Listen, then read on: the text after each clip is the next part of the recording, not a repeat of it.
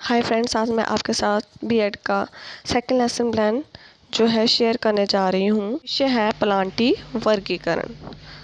तो सबसे पहले हमने अनुदेशनात्मक उद्देश्य देखने हैं।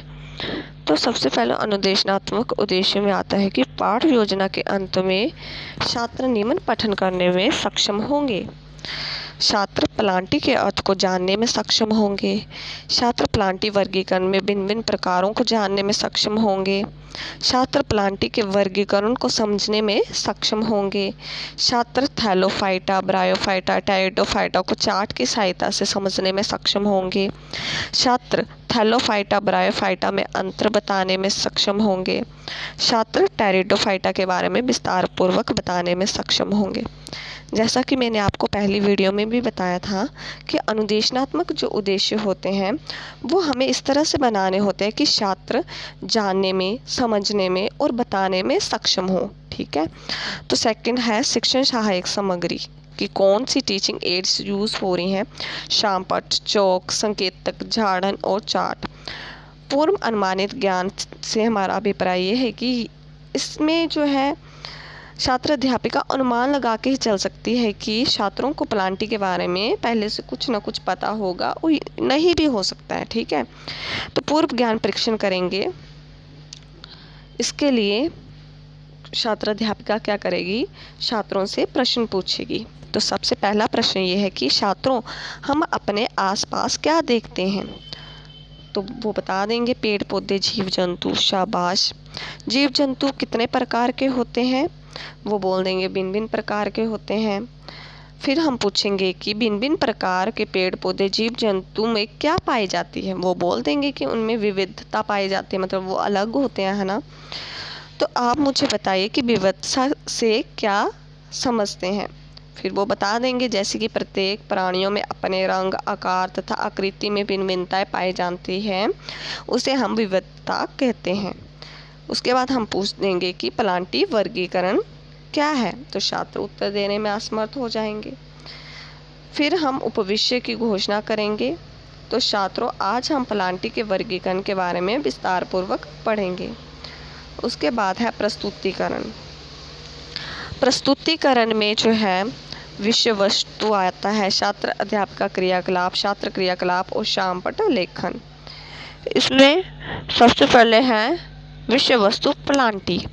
तो प्लांटी में क्या आएगा, प्लांटी पौधों में प्रथम स्तर का वर्गीकरण इन तथ्यों पर आधारित है कि पादप शरीर के प्रमुख घटक पूर्ण रूपेण विकसित एवं विभेदित हैं। मतलब ये क्या होते हैं, इनके हर एक शरीर का मतलब इनके लीफ हो गए, स्टेम हो गए, क्या हो गए, विभेदित होंगे, वो अलग होंगे, विविध है अथवा नहीं। वर्गीकरण का अलग स्तर पादप शरीर में जल और अन्य पदार्थों को संवहन करने वाले विशिष्ट ऊतकों की उपस्थिति के आधार पर ही होता है। तत्पश्चात वर्गीकरण प्रक्रिया के अंतर्गत ये देखा जाता है कि पौधों में बीज धारण की क्षमता है अथवा नहीं है। ये जो है छात्र क्या करेंगे, ध्यानपूर्वक सुनेंगे। थैलोफाइटा पढ़ेंगे हम। इन पौधों की शारीरिक संरचना में विभेदीकरण नहीं पाया जाता है। इस वर्ग को के पौधे जो है सामान्यतः शैवाल कहा जाता है। शैवाल देखी होगी जो पानी में लगती है ना, ग्रीन कलर की, उसको हम क्या बोलते हैं, शैवाल। ये जो है जल में पाए जाते हैं। उदाहरण के लिए इसके उदाहरण दिए हुए हैं। ठीक है। उसके बाद हमने ये पढ़ा दिया। उसके बाद हम बोलेंगे कि छात्रों, अब हम चार्ट की सहायता से ब्रायोफाइटा, टेरिडोफाइटा के बारे में समझने और देखेंगे। इनके वह एक दूसरे से किस प्रकार से भिन्न है, ये चार्ट से हम पढ़ेंगे। ठीक है। जैसे कि ब्रायोफाइटा, इस वर्ग के पौधों को पादप वर्ग का अभयचर कहा जाता है। यह पादप तना तथा पत्तों जैसी संरचना में विभेदित होता है।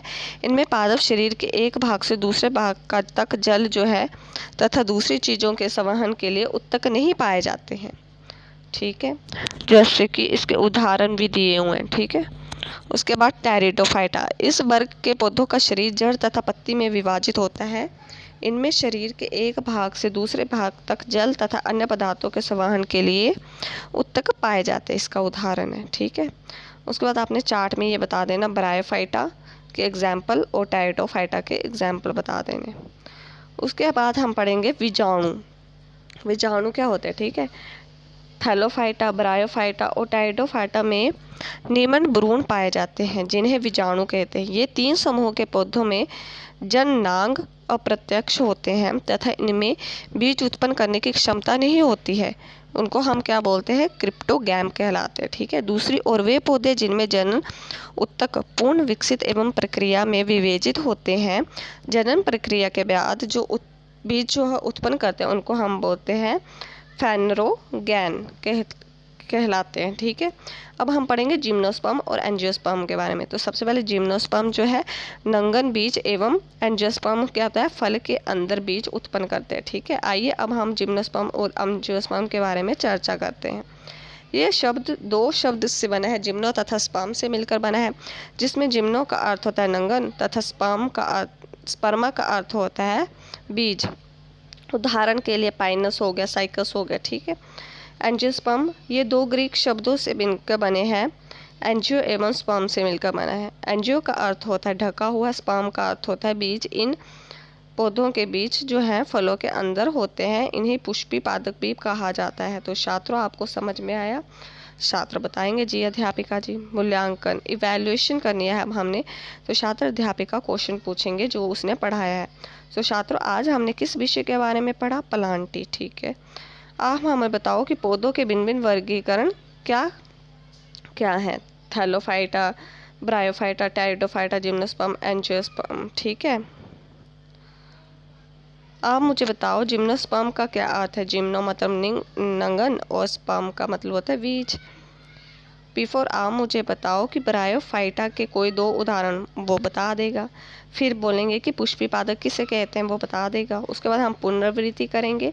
तो छात्रों आज हमने प्लांटी के वर्गीकरण के बारे में, ब्रायोफाइटा, टेरिडोफाइटा, जिम्नोस्पर्म आदि के बारे में विस्तार पूर्वक अध्ययन किया। पुनरावृत्ति में जो भी आपने पॉइंट्स लिए होंगे, जैसे कि प्लांटी में जो भी एग्जाम्पल, जो भी पॉइंट्स हमने, जिस भी पॉइंट्स के बारे में हमने पढ़ा है, जैसे विजाणु हो गई, उन सभी को इंक्लूड करके बताना है।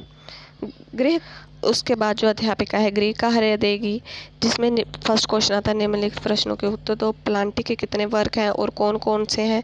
ब्रायोफाइटा एवं टेरिडोफाइटा में अंतर स्पष्ट करें। जिम्नोस्पर्म से आप क्या समझते हैं।